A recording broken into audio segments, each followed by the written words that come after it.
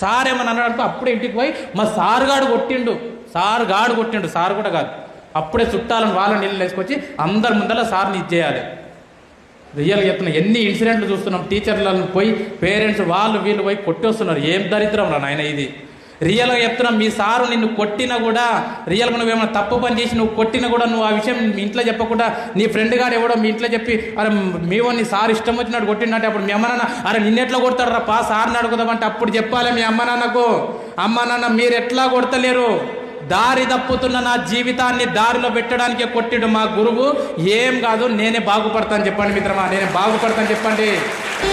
తరగతి గదిలో తలరాతలు మార్చేటి గురువులారా, ఈ ఏజ్ లో ఉన్న పిల్లల్ని తిడితే కొడితే వాళ్ళు పక్కకు పోయి తిట్టుకుంటారని వాళ్ళకి తెలియదా బాస్? 100% తెలుసు.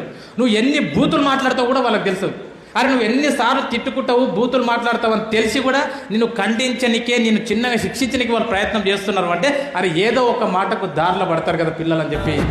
రాజు పేద భేదం చూపని ఉపాధ్యాయులారా, మరి మీకోసం వాళ్ళ ఇంట్లో ఎన్ని కష్టాలున్నా ఎన్ని ప్రాబ్లమ్స్ ఉన్నా అన్ని గేటు బయట మర్చిపోయి క్లాస్ రూమ్లోకి వచ్చి చాక్ పీస్ పట్టుకొని నవ్వుతో పాఠాలు చెప్తున్నటువంటి మీ గురువులది నిజమైన ప్రేమ కాదా బాస్? కృషి ఉంటే మీరు ఋషులవుతారని నమ్మకం నూరిపోస్తారు. ఇంటి దగ్గర వాళ్ళ పిల్లలకు జ్వరం ఉన్నా సరే హాస్పిటల్కి తీసుకెళ్లి టాబ్లెట్లు వేసి ఇంటి దగ్గర పడుకోబెట్టి వాళ్ళ అమ్మ నాన్నకు అప్పచెప్పి స్కూల్కి వచ్చి అరే ఇంటి దగ్గర జ్వరం వచ్చిన నా పిల్లలు కాదు క్లాసులో ఉన్న 50 మంది పిల్లలు కూడా నా పిల్లలతో సమానం అని చెప్పి మీకు పాఠాలు చెప్పేటటువంటి మీ గురువుల నిజమైన ప్రేమ కాదప్పా? రేపటి తరము అంధకారంగా ఉండొద్దని ముందుంటారు.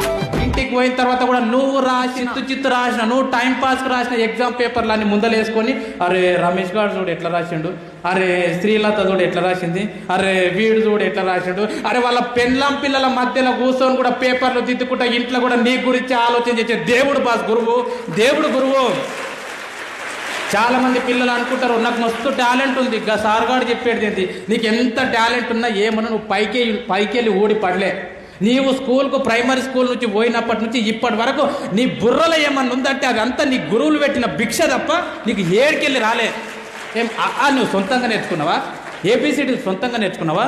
1 2లు సొంతంగా నేర్చుకున్నావా? పదాలు ఎట్లా వాళ్ళకన్నా సొంతంగా నేర్చుకున్నావా? వాక్యాలు ఎట్లా వాళ్ళకన్నా సొంతంగా నేర్చుకున్నావా? పుస్తకం ఎట్లా చూడాలన్నా సొంతంగా నేర్చుకున్నావా?